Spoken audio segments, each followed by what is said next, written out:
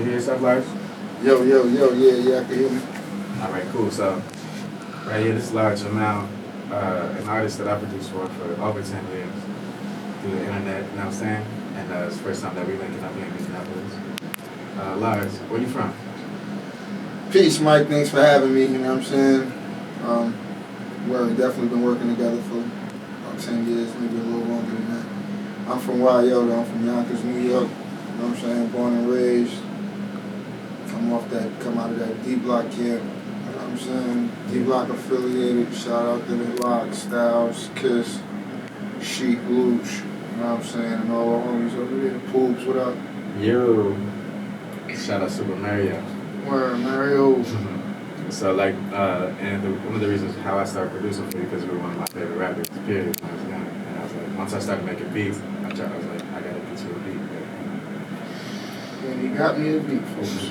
Hey, hold up. Alright, so this song right here, we're gonna come back with Large, we're gonna do an interview, talk about some stories, some hip-hop stuff. We got Mixie in the building. There, we got Teddy in the joint, shout out Teddy. And we might open the phone lines on y'all. You never know. Alright, this is DMX. How's it going down? We're in the DMX mix. Who's you second?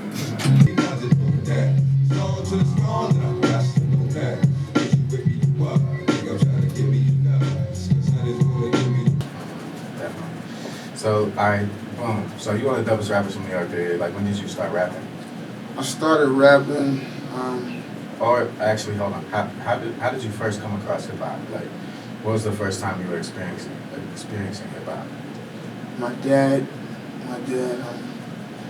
used to play shit. I used to be in the car with him. I think he was playing a lot of Public Enemy.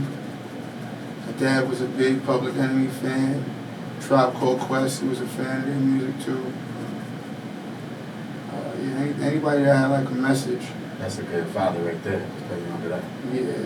I didn't realize it at the time, but now, hindsight is 2020. Pops was who he was. So how old were you around that time? Around that time, I was probably, like 7, 8 years old when I was really first listening.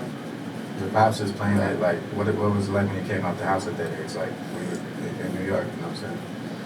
Like, well, yeah, in my crib, that's what my pops was playing. He was playing music like that, right? Public Enemy, Tribe Called Quest, and all of that. But, once I walked out the house and went around the corner, it was playing other shit like Naughty by Nature at the time was pretty knocking. Yes, it was. Early 90s, like 1990, 91. And shortly after that, like Wu-Tang and shit like that came out. Yeah, for sure. I started gravitating to that type of music, and I kind of left the conscious shit alone until I got introduced to Nas. It really wasn't no looking back after that. I started listening to Nas. Do you remember, like, around the time when you wrote your first rap? When I wrote my first rap, like the one I came up with? Yeah, or like what you were freestyling before that in the hood, or like with friends, or just rapping to raps. Like, how did you go from listening to hip-hop to wanting to do hip-hop? Well, just to go back to the previous question, DMX was also somebody that my father used to listen to. He used to get all the X's early music before X came out. Because they were around each other, right? Yeah. Like in the streets of Yonkers, X used to have like tapes. He would sell his tapes. So if he needed a favor, like if he needed a ride or something like that, that was his way. Like that was a form of a way he could pay you. You know what I'm saying? He would give you like one of his exclusive tapes. And my dad was one of the dudes that would like end up with a lot of those tapes. So the first rhyme that I can recall writing down and memorizing and reciting was a DMX verse. Ooh, that's beautiful.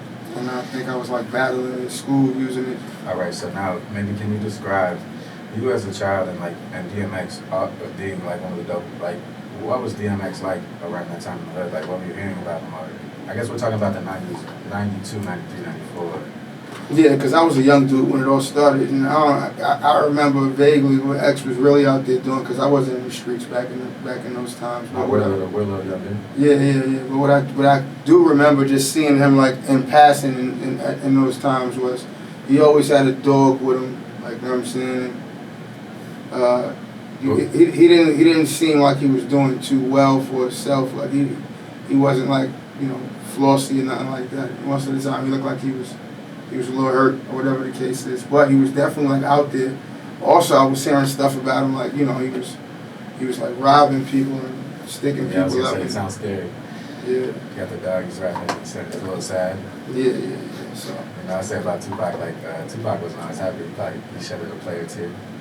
Yeah, it's hard out there. Yeah, definitely. Before the glam and the glitz and all of that and the celebrations. Yeah, we come from the struggle. Like, there's some spoilers.